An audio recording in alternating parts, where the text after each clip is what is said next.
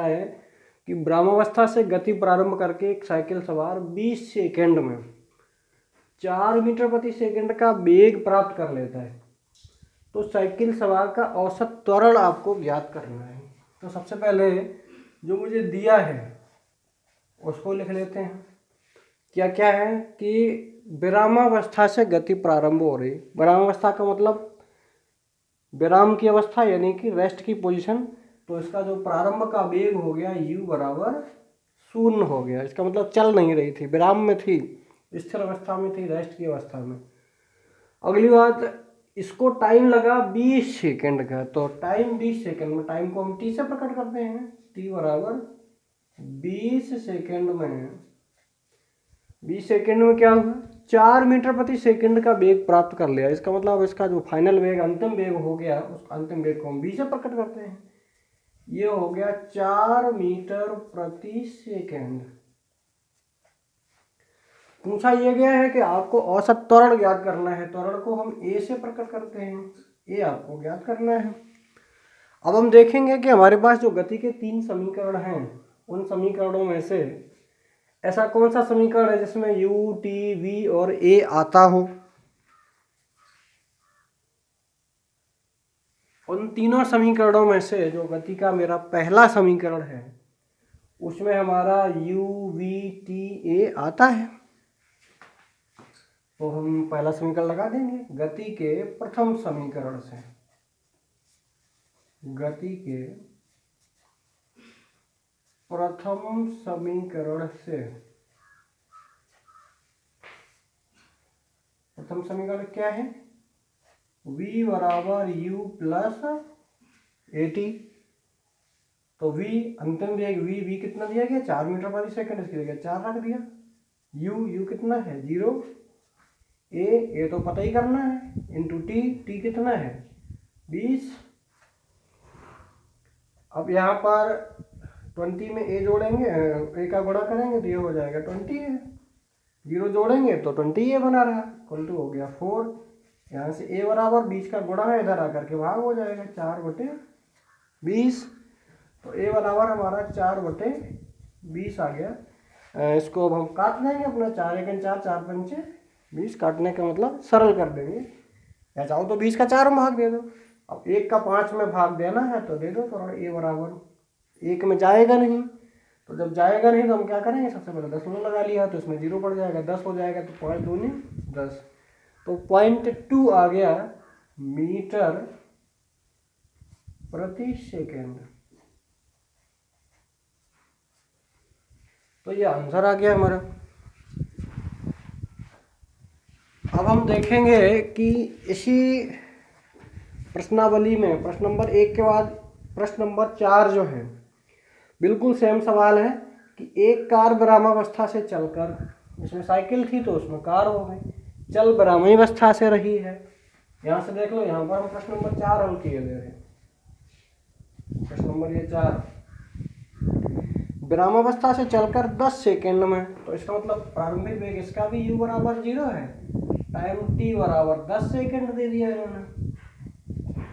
10 second में क्या करती है, चौथा 60 किलोमीटर प्रति घंटा का वेग प्राप्त कर लेती है। तो इसका अंतिम वेग v बराबर है 60 किलोमीटर प्रति घंटा। ठीक है, तो इसका भी पूछा आपका त्वरण ही गया है। तो यहाँ पर थोड़ा सा हम देखेंगे कि पहले प्रश्न में क्या था कि समय सेकंड में दिया गया था, इसमें भी समय सेकंड में दिया गया। चाल जो हमारी है मीटर प्रति सेकंड में है, यहाँ पर 4 किलोमीटर प्रति घंटा में है, तो ये मुझे मीटर प्रति सेकंड बनाना पड़ेगा।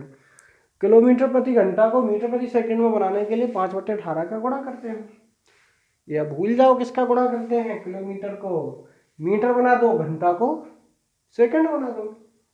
तो ये हमारा जैसे 60 किलोमीटर है तो 1 किलोमीटर में 1000 होते हैं, 1000 का गुणा हो गया 1000 मीटर। तो ये मीटर बन गया, प्रति माने बटे होता है, घंटा होता है, घंटा का सेकंड बना दो, तो 1 घंटे में होते 3600 सेकंड, ये हमारा सेकंड बन गया। 2 जीरो से 2 जीरो कट गया। अब देखो यदि हम 2 से काटेंगे तो 2 पंचे 10, 2 एकम 2, 1 बचा 16, 2 अट्ठे 16 हो गया, वही 5/18, वही 5/18 गुणा करना था, बस अब हम इसका भाग दे दें तो 5/18 का गुणा ही आ गया।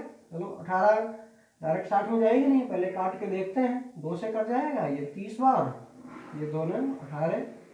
अब 3 से काट लेंगे, तो जब 3 से काटेंगे तो 3 3 9 और 3 9 30, ये 10 हो गया।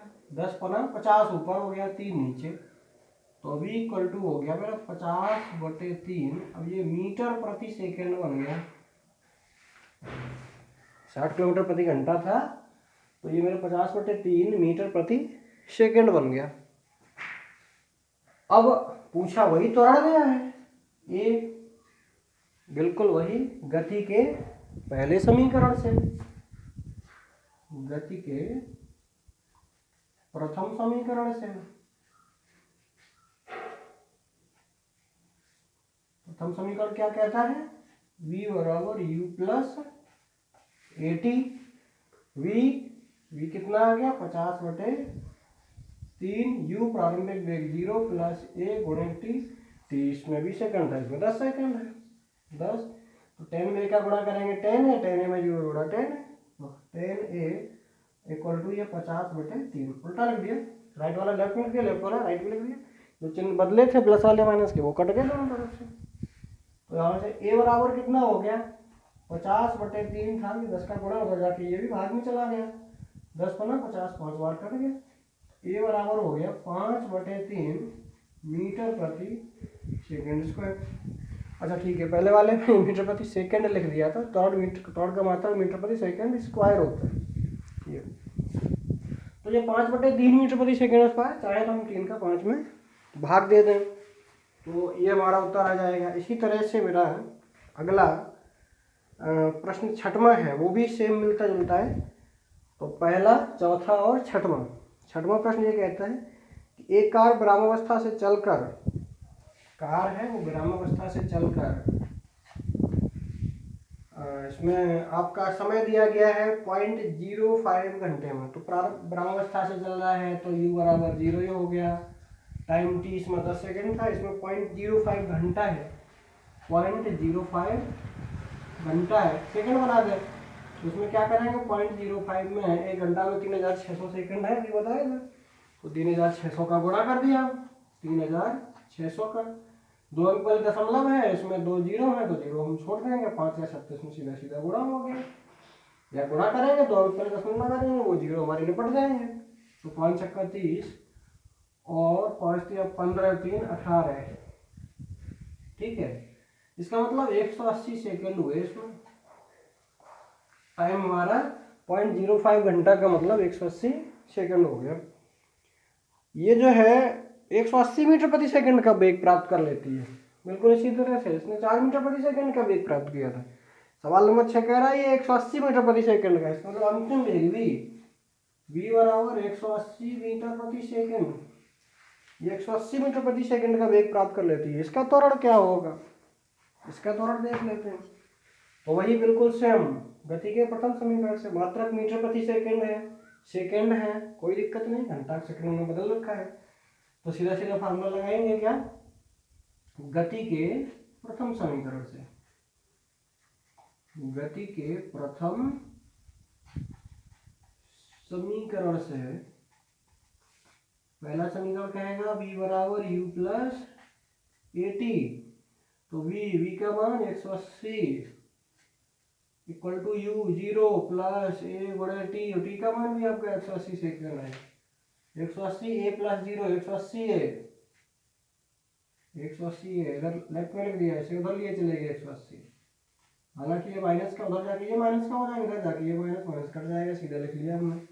तो a बराबर क्या हो गया? 180/180 एक बार, तो a बराबर 1 मीटर प्रति सेकंड स्क्वायर। तो ये तीनों सवाल बिल्कुल सेम थे, थोड़ा संख्याओं का फर्क था, यहाँ कुछ बदलाव करने थे मुझे। बदलाव इसलिए करने पड़ेंगे, हम हमेशा याद रखेंगे अपनी पूरी विज्ञान में अपने यहाँ MKS पद्धति चलती है और SI पद्धति जो इंटरनेशनल सिस्टम है, अंतर्राष्ट्रीय प्रणाली, वो हमारी MKS मीटर किलोग्राम सेकंड जो पद्धति है हमारी, इससे बिल्कुल मिलती जुलती, थोड़ा 1-2 मात्रकों का अंतर है। तो हम हमेशा जो भी कैलकुलेशन करेंगे वो MKS पद्धति में करेंगे। तो सबसे पहले जो भी संख्याएं मेरी दी गई होंगी उनको लिख लेंगे, फिर उनमें हम देखेंगे कि कौन सा मात्रक हमारा MKS पद्धति का नहीं है, जो नहीं है उसको MKS पद्धति में बदल देंगे। लंबाई को हमेशा मीटर में, द्रव्यमान को किलोग्राम में, समय को सेकंड में, और भी कई मात्रक हैं हमारे, हालांकि MKS शॉर्ट में कह देते हैं, कोई MK ऐसे भी कहा जाता है। ये विद्युत धारा को एम्पियर में, हमारे जो तो आपने साल मूल राशियाँ और मूल मात्रक पढ़े हैं, तो वो हमारे जो मूल मात्रक हैं MKS अंतर्राष्ट्रीय प्रणाली के हैं, SI सिस्टम के, तो हम इसमें करेंगे। इसलिए बदलाव करना पड़ता है, नहीं तो हम संख्याओं में मान रखते चले जाते, सीधा सीधा उत्तर आ जाता है। लेकिन उसमें गड़बड़ी ये होती, कहीं किलोमीटर होता, कहीं सेकंड होता, या घंटा ही सेकंड है, चीज़ एक ही है, समय को घंटा में भी नाप रहे, सेकंड में भी नाप रहे। तो एक में कर लेंगे, एक पद्धति में कर लेंगे, इसके बाद सॉल्व करेंगे।